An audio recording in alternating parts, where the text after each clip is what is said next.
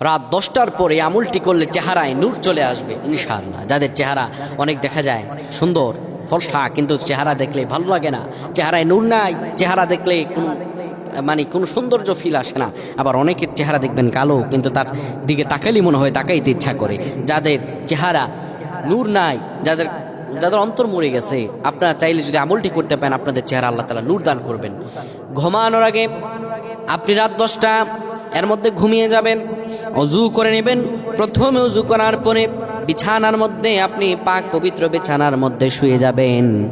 শুয়ে যেয়ে আপনি বারবার পড়বেন আল্লাহুম্মা গফিরলি, আল্লাহুম্মা গফিরলি। হাতের মধ্যে ফু দিয়ে এই দোয়াটি পরে চেহারার মধ্যে আপনি দিয়ে দিবেন। আপনার চেহারার মধ্যে আল্লাহ রব্বুল আলামিন নূর ঢেলে দেবেন। সুবহানাল্লাহ, আপনার চেহারা নূরান্বিত হয়ে যাবে ইনশাআল্লাহ। রাত 10টার পরে আমল করুন, আল্লাহ তাআলা আপনাকে পরীক্ষিত আমল, আল্লাহ তাআলা আপনাকে রেজাল্ট দান করবে ইনশাআল্লাহ। আল্লাহ আমাদের প্রত্যেকে কবুল করুক, আল্লাহুম্মা আমিন।